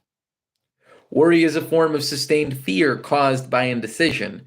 Therefore, it is a state of mind which can be controlled. I'm going through this one because there's no worry. Don't worry. An unsettled mind is helpless. Indecision makes an unsettled mind. Most individuals lack the willpower to reach decisions promptly and to stand by them after they have been made, even during normal business conditions. During periods of economic unrest, people are handicapped not only by their inherent tendency, hold on one second here, to be slow at reaching decisions. I got to get the door.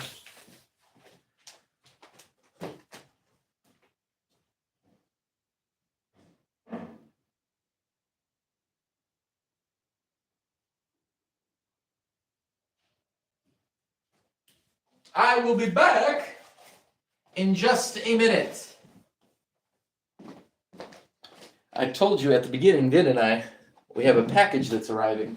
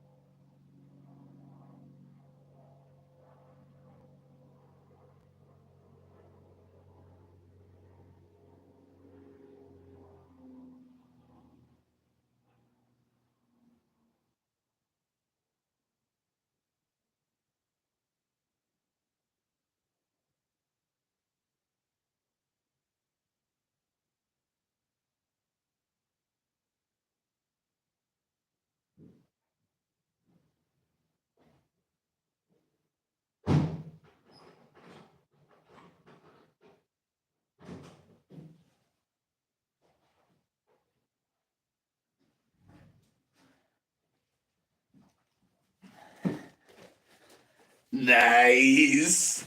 This is like something you would get. Oh my goodness.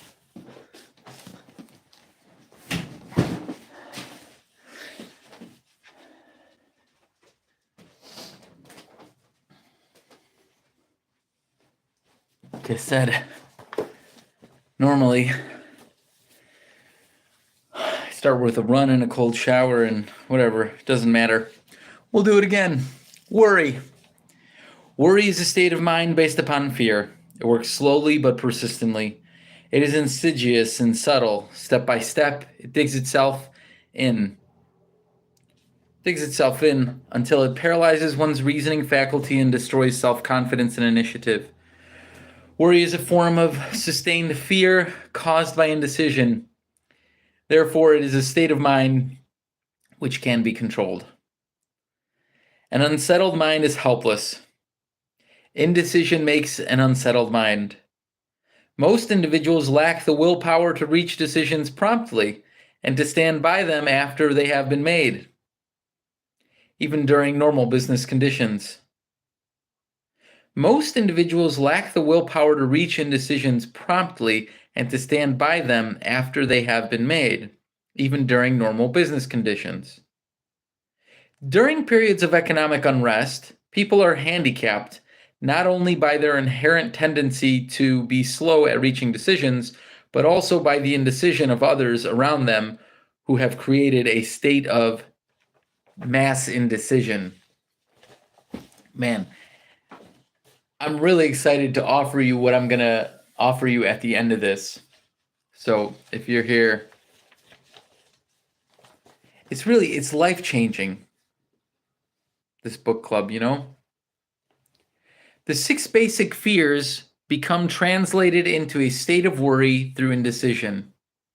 Relieve yourself forever of the fear of death by reaching a decision to accept death as an inescapable event.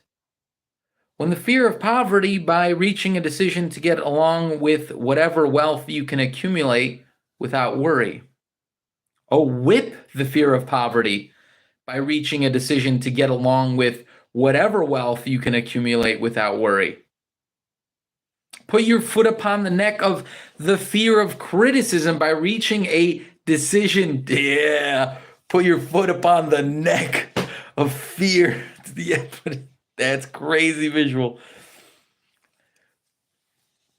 Put your foot upon the neck of the fear of criticism, but squish it like a mafioso. That's wicked. I never imagined that really till now. That's an intense visual. Put your foot on the neck of the fear of criticism by reaching a decision not to worry about what other people think, do, or say. Little caveat, be well with others. No reason to harm others. Eliminate the fear of old age by reaching a decision to accept it, not as a handicap, but as a great blessing, which carries with it wisdom, self-control, and understanding not known to youth. Acquit yourself of the fear of ill health by the decision to forget symptoms. Master the fear of loss of love by reaching a decision to get along without love, if that is necessary. Kill the habit of worry in all its forms by reaching a general blanket decision that nothing life has to offer is worth the price of worry.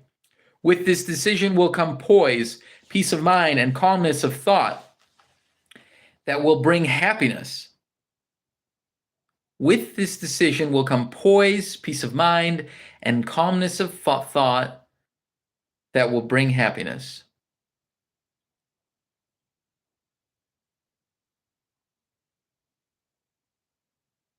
Nothing life has to offer is worth the price of worry. Wow. Well, there you go.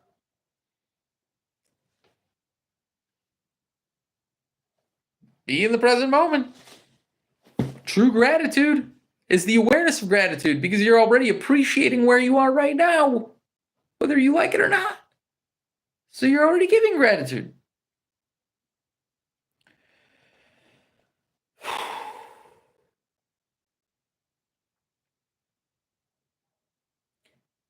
Kill the habit of worry in all its forms.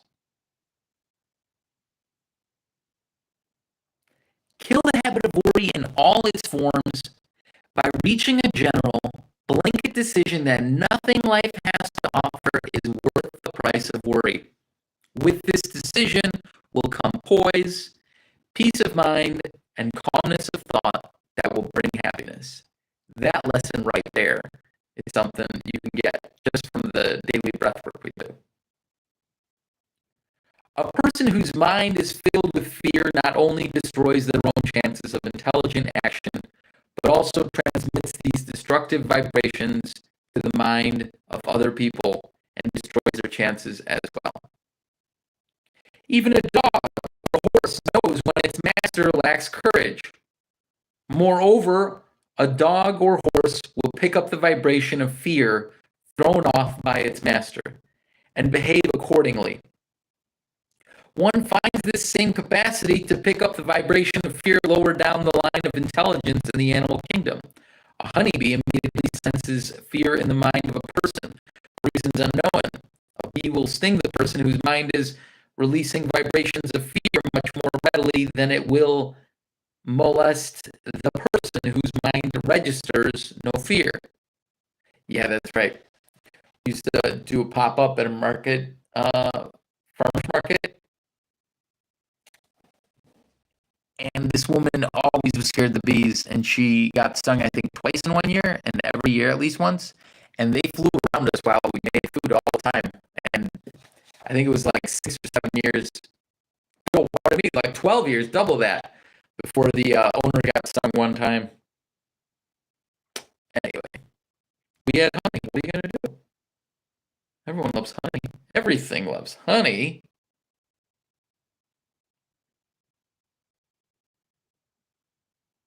For reasons unknown, a bee will sting the person whose mind is releasing vibrations of fear much more readily. Vibrations of fear, releasing vibrations of fear much more readily than it will molest the person whose mind registers no fear. And think about it, if you're really scared of something, you want to attack it too. So that's even more, right? But if you're just like, ooh, just pay attention to something else.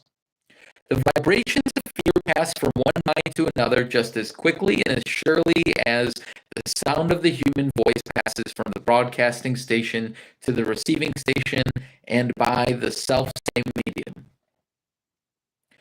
Mental telepathy is a reality. Thoughts pass from one mind to another voluntarily, whether or not this fact is recognized by either the person releasing the thoughts or the person who picks up those thoughts. Whoa, listen to that one more time. Mental telepathy is a reality. Thoughts pass from one mind to another voluntarily, whether or not this fact is recognized by either the person releasing the thoughts or the person who picks up those thoughts. Think about it.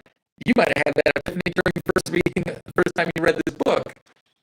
And now you realize, like, wow, other people might not even know that. You know what you know. You don't know what you don't know. You know what you don't know, right? You don't know what you know. Anyway, I remember people said that for a while, and I didn't get any of it. I literally had no idea what they were talking about at all. I was like, oh, now it's just simple, really. Well, there's layers to everything. The person who gives expression by word of mouth to negative or destructive thoughts is practically certain to experience the results of those words in the form of a destructive kickback.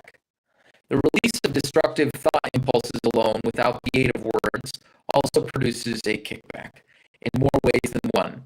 First of all, and perhaps most important to be rendered and remembered, the person who releases thoughts of a destructive nature must suffer damage through the breaking down of the faculty of creative imagination. Second, the presence in the mind of any destructive emotion develops a negative personality that repels people and often converts them into antagonists. The third source of damage to the person who entertains or releases negative thoughts lies in the significant fact these thought impulses are not only damaging to others, but they embed themselves in the subconscious mind of the person releasing them, and there become a part of their character. One is never through with thought merely by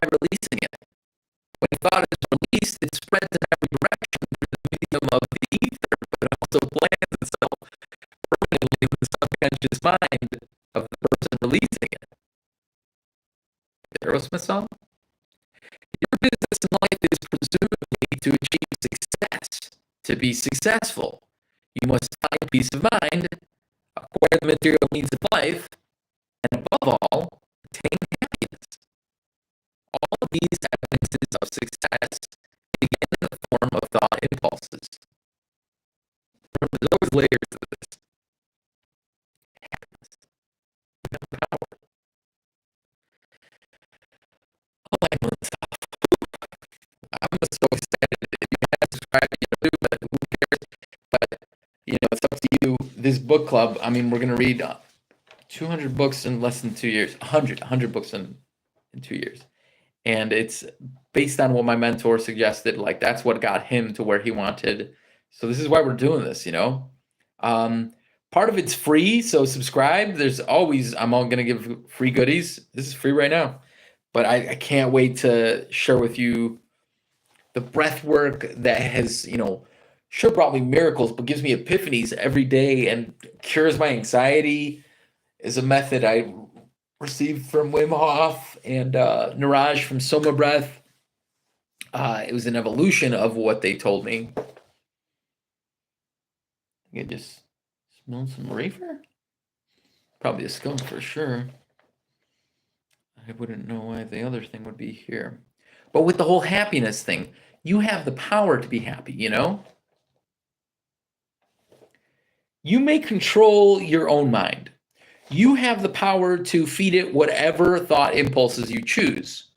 With this privilege goes also the responsibility of using it constructively. You are the master of your own earthly destiny, just as surely as you have the power to control your own thoughts.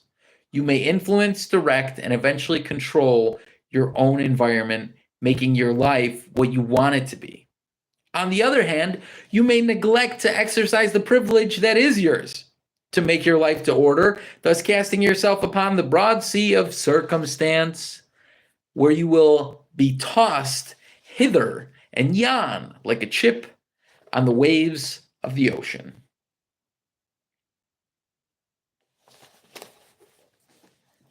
So if you look at that, whoop, I'm looking forward to helping you. This is the last chapter of Think and Grow Rich. Like and subscribe to join our book club. Chapter 6, The Devil's Workshop, the 7th basic evil. In addition to the 6 basic fears, there is another evil by which people suffer. It constitutes a rich soil in which the seeds of failure grow abundantly. It is subtle that its presence is often not detected. It is so subtle that its presence is often not detected. This affliction cannot properly be classed as a fear. It is more deeply seated and more often fatal than all of the 6 fears. For want of a better name, let us call this evil susceptibility to negative influences.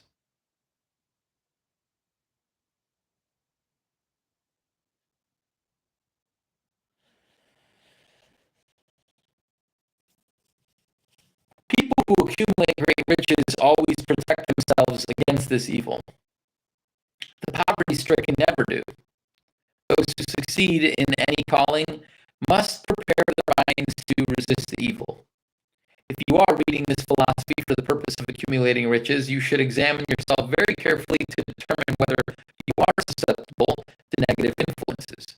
If you neglect this self-analysis, you will forfeit your right to attain the object of your desires. Make the analysis searching.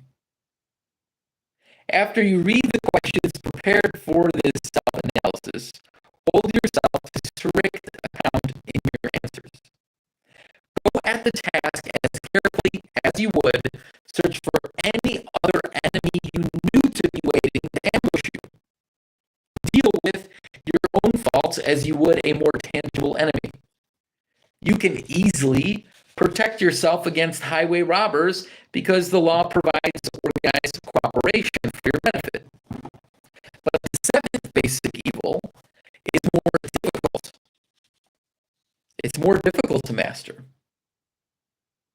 You can easily protect yourself against highway robbers, but the law provides you can easily protect yourself against highway robbers because the law provides organized cooperation for your benefit.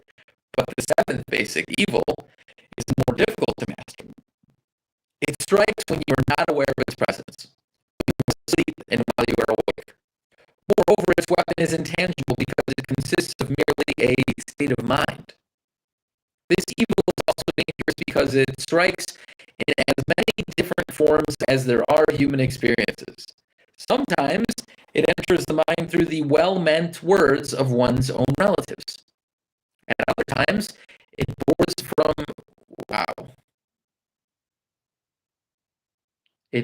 from within through one's own mental attitude. Always it is as deadly as poison, even though it may not kill as quickly. How to protect yourself against negative influences. To protect yourself against negative influences, whether of your own making or the result of the activities of negative people around you, recognize that you have willpower. Put it into constant use until it builds a wall of immunity against negative influences in your own mind. Recognize the fact that you and every other human being are by nature lazy, indifferent, and susceptible to all suggestions that harmonize with your weaknesses. Recognize that you are by nature susceptible to all six basic fears. Set up habits for the purpose of counteracting all these fears. Recognize that negative influences often work on you through your subconscious mind and are therefore difficult to detect.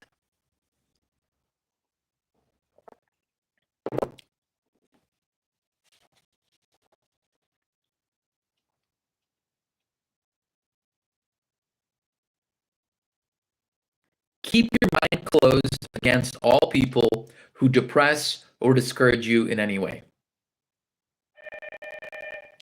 Is that another package? Be right back.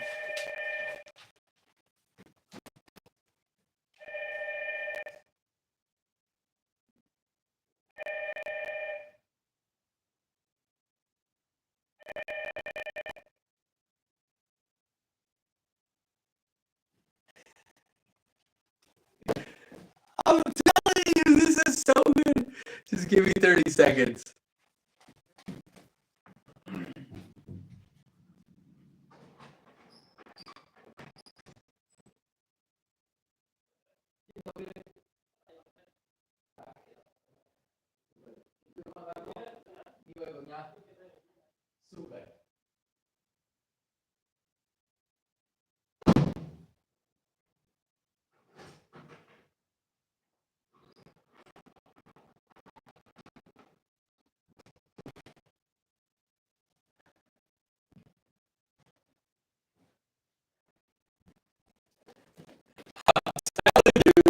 Which one do you want? Did you want a big one? Oh.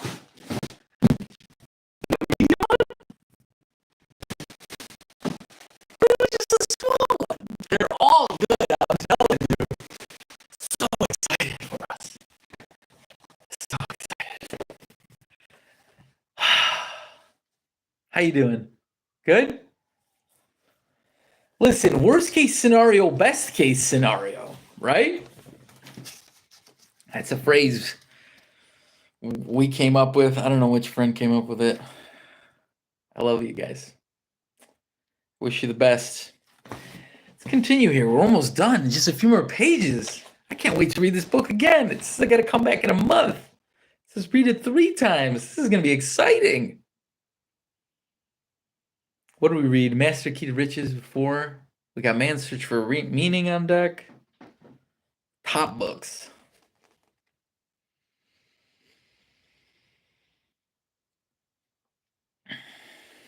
Recognize that negative influences often work on you through your subconscious mind and are therefore difficult to detect. Keep your mind closed against all people who depress or discourage you in any way. Deliberately seek the company of people who influence you to think and act for yourself. Do not expect troubles, as they have a tendency not to disappoint. Without doubt, the most common weakness of all human beings is the habit of leaving their minds open to the negative influence of other people. This weakness is all the more damaging because most people do not recognize that they are cursed by it, and many who acknowledge it neglect or refuse to correct the evil until it becomes an uncontrollable part of their daily habits. Those who wish to see themselves as they really are, the following list of questions has been prepared. Ooh, I'm going to have to put a new binder on this book. A binding.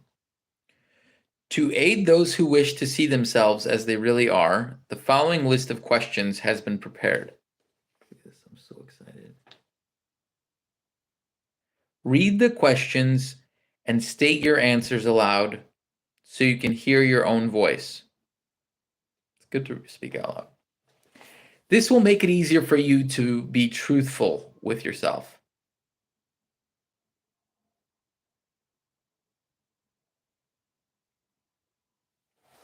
All right. To aid those who wish to see themselves as they really are, the following list of questions has been prepared. Read the questions and state your answers aloud so you can hear your own voice. This will make it easier for you to be truthful with yourself. Give it a little pause here. I would if I was in your place if you're answering a little bit longer, but I'll give you a little pause. Self-analysis test questions. Do you often complain of feeling bad? If so, what is the cause?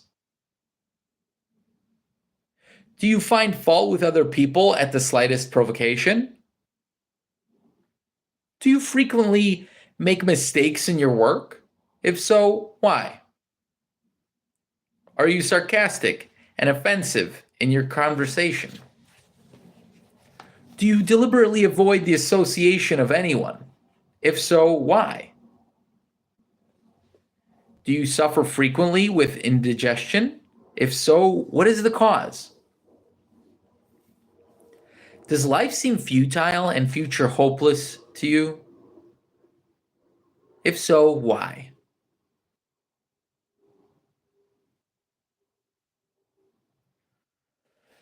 Do you like your occupation?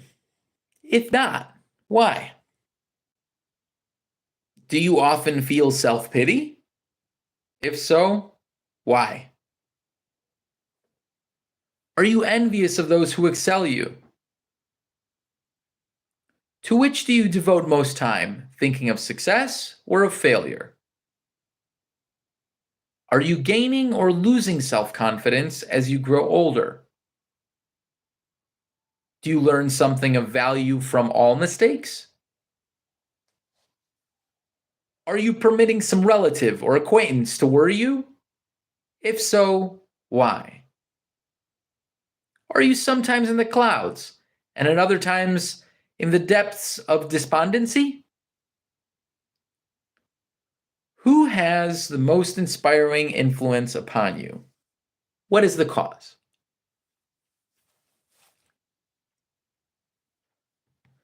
Do you tolerate negative or discouraging influences that you can avoid?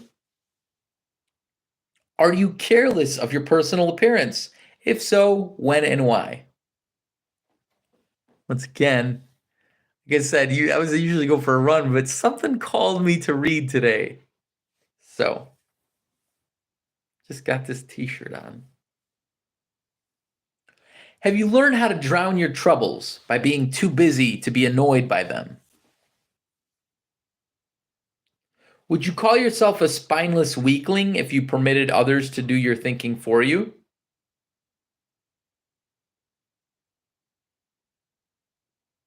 Do you neglect internal bathing until intoxication makes you ill-tempered and irritable? How many preventable disturbances annoy you, and why do you tolerate them? Do you resort to liquor, narcotics, or cigarettes to quiet your nerves? If so, why do you not try willpower instead?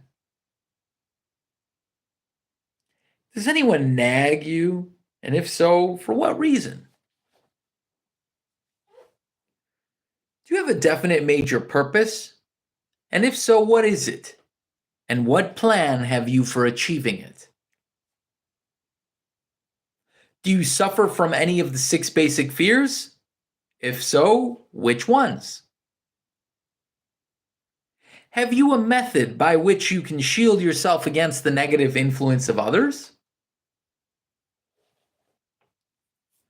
Do you make deliberate use of autosuggestion to make your mind positive?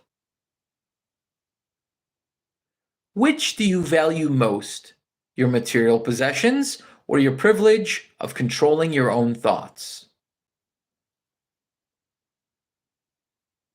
Do others easily influence you against your own judgment?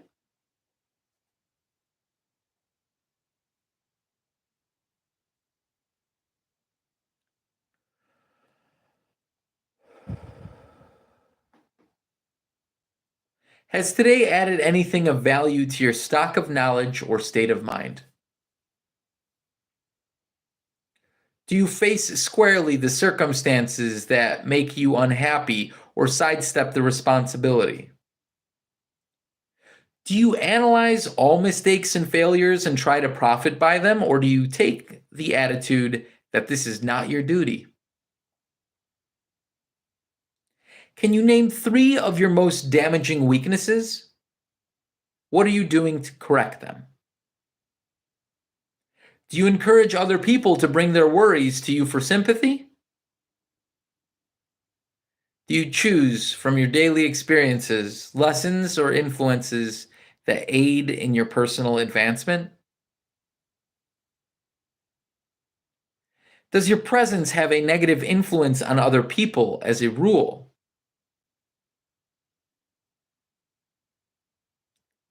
What habits of other people annoy you most?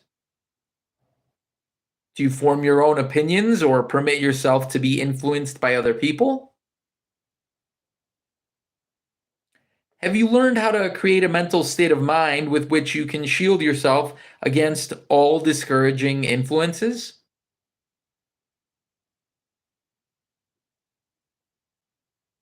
Does your occupation inspire you with faith and hope? Are you conscious of possessing spiritual fears?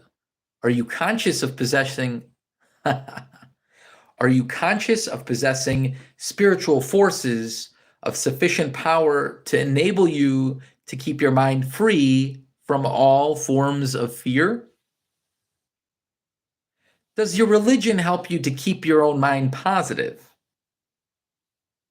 Do you feel it your duty to share other people's worries? If so, why? If you believe that birds of a feather flock together, what have you learned about yourself by studying the friends you attract?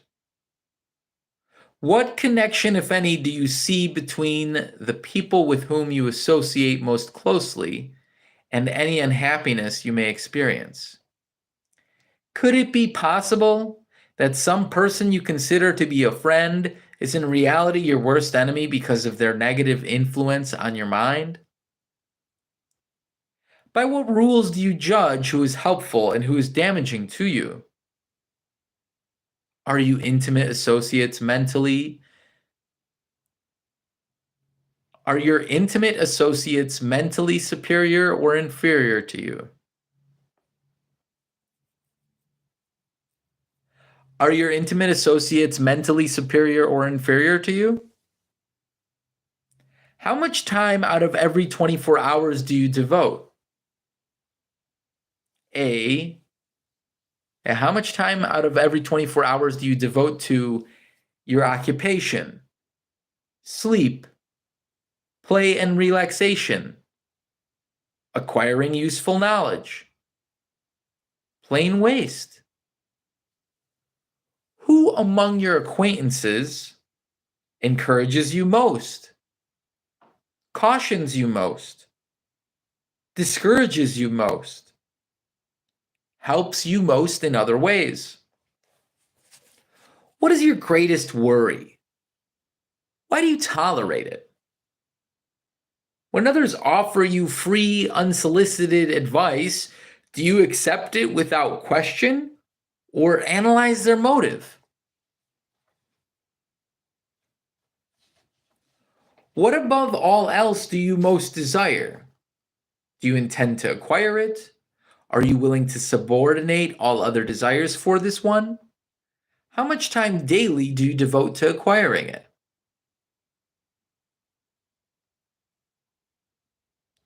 Do you change your mind often? If so, why?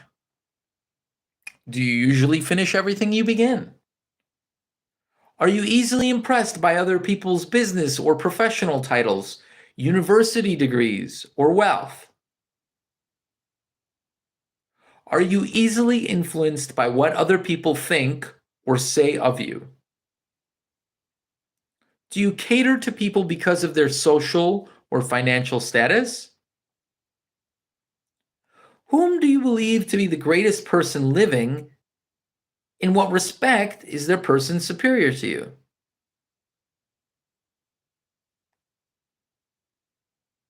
How much time have you devoted to studying and answering these questions? At least one day is necessary for analyzing and answering the entire list. If you have answered all these questions truthfully, you know more about yourself than the majority of people. Study the questions carefully. Come back to them once each week for several months. You will be astounded at the amount of valuable additional knowledge you will have gained by the simple method of answering the questions truthfully. If you are not certain of the answers to some of the questions, seek the counsel of those who know you well, especially those who have no motive in flattering you, and see yourself through their eyes. The experience will be astonishing. You have absolute control over but one thing, and that is your thoughts. This is the most significant and inspiring of all known facts. It reflects our divine nature. This divine prerogative is the sole means by which you may control your own destiny. If you fail to control your own destiny, you may be sure you will control nothing else. If you must be careless with your possessions, let it be in connection with material things. Your mind is your spiritual estate. Protect and use it with the care to which divine royalty is entitled. You were given a willpower for this purpose. Unfortunately, there is no legal protection against those who, either by design or ignorance, poison the minds of others by negative suggestion. This form of destruction should be punishable by heavy legal penalties because it may and often does destroy one's chances of acquiring material things that are protected by law. People with negative minds tried to convince Thomas A. Edison that he could not build a machine that would record and reproduce the human voice because they said, no one else has ever produced such a machine. Edison did not believe them. He knew that the mind could produce anything the mind could conceive and believe, and that knowledge was the thing that lifted him above the common herd. Men with negative minds told F.W. Woolworth he would go broke trying to run a store on a 5 and 10 cent sales. You'd go broke running a store on 5 and 10 cent sales. He did not believe them. He knew he could do anything within reason if he backed his plans with faith. Back plans with faith. Be well with others. Understand karma. There you go. Done. You got to read the whole book, though. It doesn't really sit otherwise, does it? Exercising his right to keep others men's negative suggestions out of his mind, he piled up a fortune of more than $100 million over 100 years ago. So that's definitely billions. That's awesome. Maybe tens of billions. Probably, actually, for sure. Men with the negative minds told George Washington, shit, gold and silver has been doubling. I think it's been what? 8 years for silver double? And I think the last 5 years was gold double? This is 125 years ago. Why keep it in fiat, they say? Men with negative minds told George Washington he could not hope to win against the vastly superior forces of the British, but he exercised his divine right to believe. Doubting Thomas's scuffed scornfully when Henry Ford tried out his first crudely built automobile on the streets of Detroit. Some said the thing would never become practical. Others said no one would pay money for such a contraption. Ford said, "I'll belt the air." Some said the thing would never become practical. Others said no one would pay money for such a contraption. Ford said, "I'll belt the earth with dependable motor cars." And he did. His decision to trust his own judgment piled up a fortune far greater than the next 5 generations of his descendants could squander. His decision to trust his own judgment piled up a fortune far greater than the next 5 generations of his descendants could squander. Henry Ford has been repeatedly mentioned because he is an astounding example of what someone with a mind of their own and a will to control it can accomplish. His record knocks the foundation from under that time-worn alibi. I never had a chance. Ford never had a chance either, but he created an opportunity and backed it with persistence until it made him richer than Croesus. Croesus. If I didn't pronounce it correctly. Forgiveness is asked of thee. Mind control is the result of self-discipline and habit. You either control your mind or it controls you. There is no halfway compromise. The most practical of all methods for controlling the mind is the habit of keeping it busy with a definite purpose backed by a definite plan. Study the record of people who have achieved noteworthy success, and you will observe that they have control over their own minds. Moreover, that they exercise that control and direct it toward the attainment of definite objectives. Without this control, success is not possible. 55 famous alibis. People who do not succeed have one distinguishing trait in common. They know all the reasons for failure and have what they believe to be airtight alibis to explain away their own lack of achievement. Some of these alibis are clever and a few of them are justifiable by the facts, but alibis cannot be used for money. The world wants to know only one thing. Have you achieved success? A character analyst compiled a list of the most commonly used success. Thinking about that, the other video here,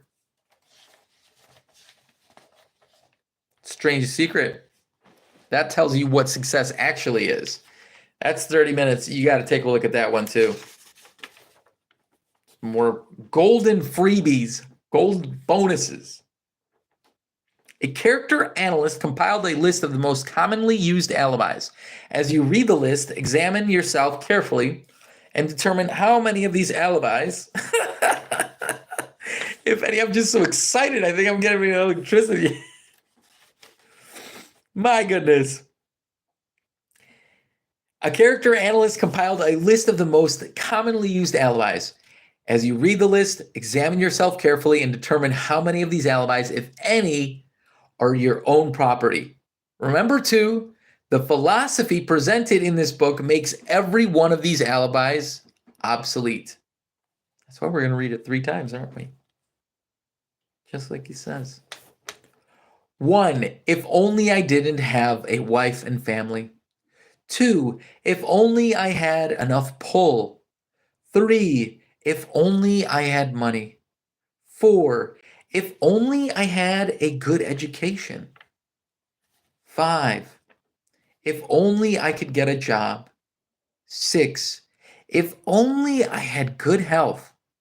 7, if only I had time. 8. If only times were better. 9. If only other people understood me. 10. If only conditions around me were different. 11. If only I could live my life over again. 12. If only I did not fear what they would say. 13. If only I had been given a chance. 14. If only I had now a chance. 15. If only other people didn't have it in for me. 16. If only nothing happened to stop me. 17. If only I were younger. 18. If only I could do what I want. 19. If only I had been born rich. 20. If only I could meet the right people. 21. If only I had the talent some people have. 22. If only I dared assert myself. 23. If only I had embraced past opportunities. 24. If only people didn't get on my nerves. 25. If only I didn't have to keep house and look after the children. 26. If only I could save some money. 27. If only the boss appreciated me. 28. If only I had somebody to help me. 29. If only my family understood me. 30. If only I lived in a big city. 31. If only I could just get started. 32. If only I were free. 33. If only I had the personality of some people. 34.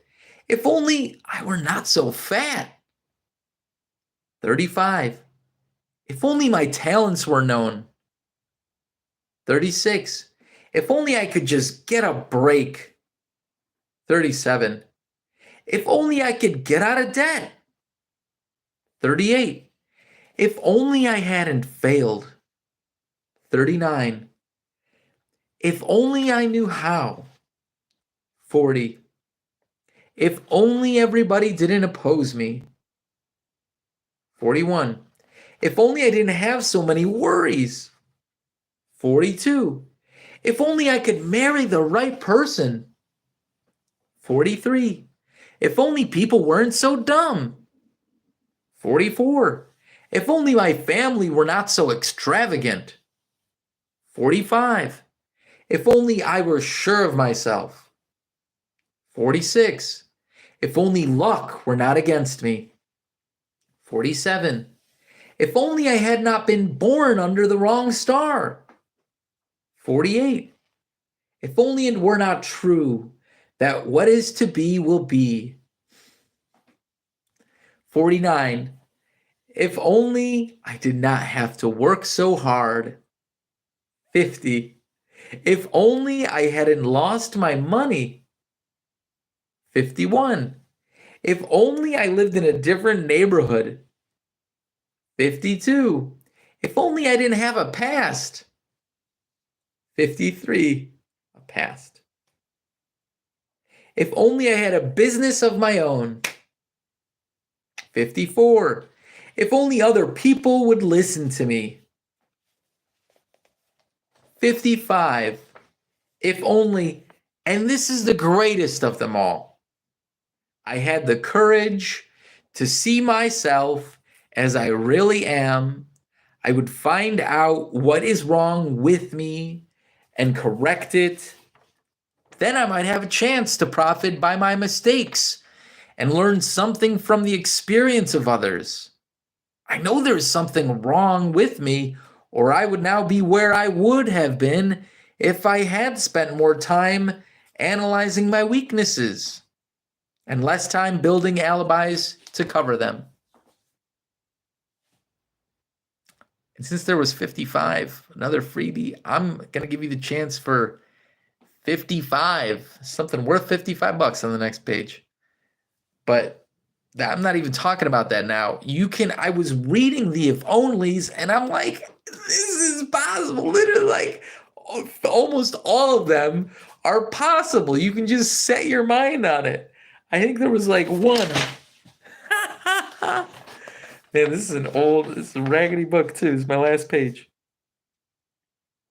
You can change like everything in those if onlys. I'm telling you, I am excited for this. You want one of these? Sent to you? Let's do it. Building alibis with which to explain away failure is a habit. Listen, let me just point this out one last time. You can either get this one, you can get this one,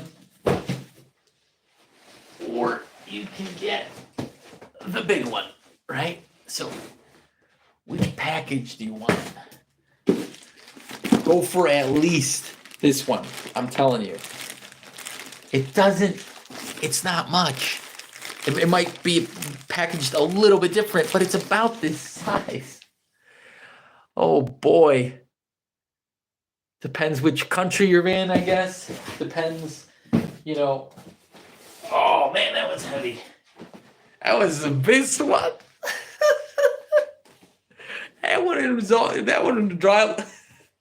That was actually your suitcase, because you get a trip on a yacht for a week. I'm so excited, yo. $10,000 for free, maybe, if you subscribe. 3 freebies on the next page. I appreciate you so much. Or if you join us right now, just subscribe. Literally, it's your alignment, the cure for anxiety, and the cure for solving things. One, like, that's health. The wealth aspect, that's covered. Like, we'll show you simply in like a 10, 12-minute explanation how you can actually become a millionaire. And I put air quotes around it because there's 2 aspects to everything. You might already be one, sort of thing. But that's not what I mean. Like, you can become one soon, or you can become one later, right? Or you can change your mentality right now. That's what Andrew Carnegie and Napoleon Hill talked about. That's why we're reading Think and Grow Rich. Because it's your magic power. And not just rich, here, this one. This is the last page. You can subscribe, DM me with the details down below, or, it might be too late, but it might not be. And the last chance is this book club. Just subscribe. We're doing 100 books in 2 weeks because my mentor gave me this idea, because it's actually what helped him. And your life will change immensely for the better. Without further ado, last page here.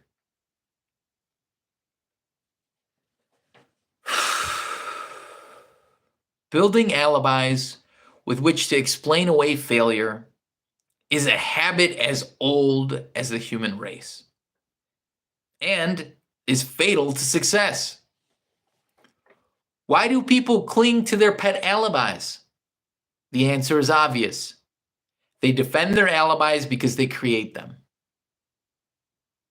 An alibi is the child of one's own imagination. It is human nature to defend one's own brainchild.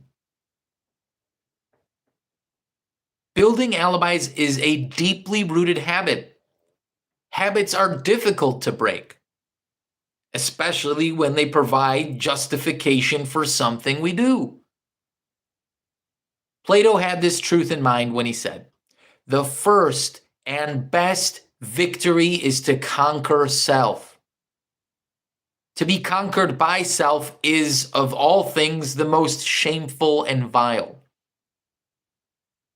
Another philosopher had the same thought in mind when he said, "It was a great surprise to me when I discovered that most of the ugliness I saw in others was but a reflection of my own nature." It has always been a mystery to me, said Elbert Hubbard. It has always been a mystery to me, said Elbert Hubbard, why people spend so much time deliberately fooling themselves by creating alibis to cover their weaknesses. If used differently, this time would be sufficient to cure the weakness. Then no alibis would be needed. That's what I was saying when I was reading the alibis. I'm like, most of these are common things you can, if that's what you want to fix, you can just create a simple plan and achieve it. That's what will help you do. That's why we're reading Think and Grow Rich. I had this book for decades. This is, maybe you've audioed it before. I've audioed the whole thing through, but the first page tore up today because I've had it for so long. When I was 3 pages away from the end.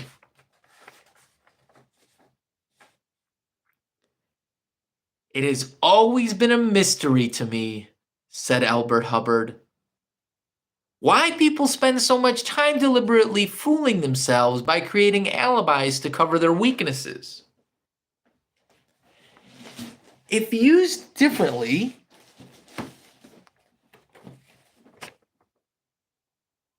this same time would be sufficient to cure the weakness, and then no alibis would be needed. In parting, I would remind you that life is a checkerboard, and the player opposite you is time. If you hesitate before moving, or neglect to move promptly, your checkers will be wiped off the board by time. You are playing against a partner who will not tolerate indecision. Previously, you may have had a logical excuse for not having forced life to come through with whatever you asked. However, the alibi is now obsolete because you are in possession of the master key that unlocks the door to life's bountiful riches. The master key is intangible, but it is powerful. It is privilege of creating in your own mind a burning desire for a definite form of riches.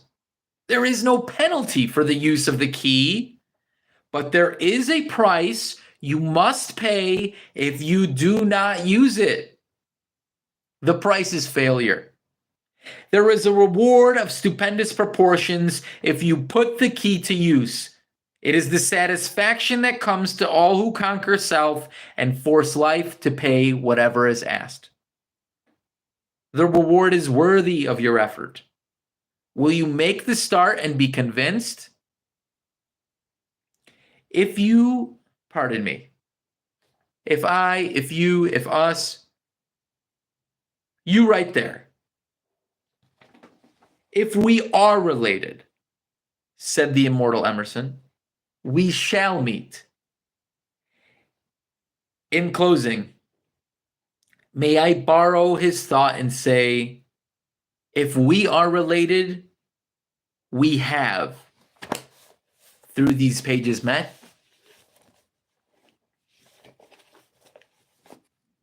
Wow.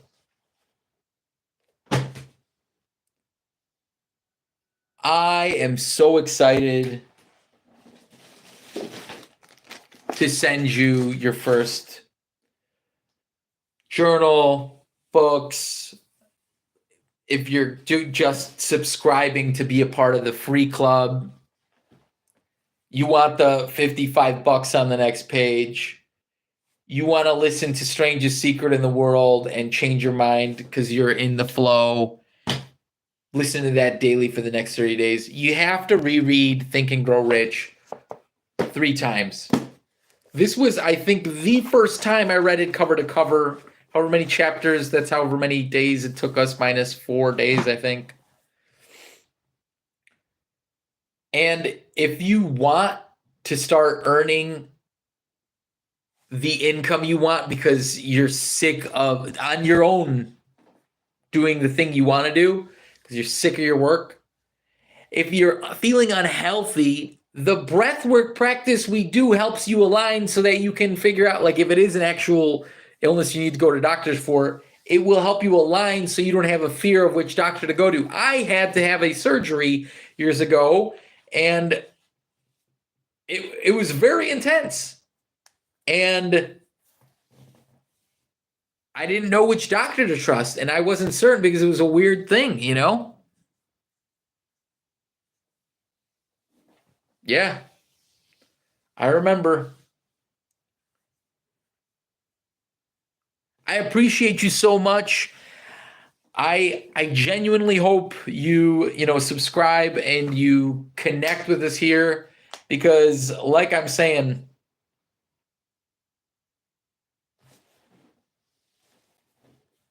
man, I had another story, but I just want to leave you with that.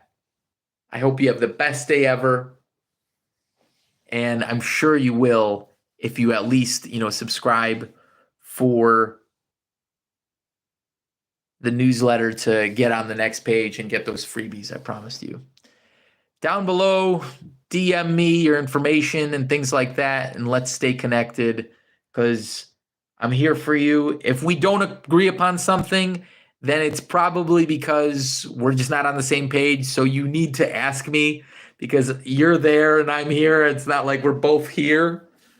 So you can't just ask me or I can ask you. I don't know what's going on in your mind.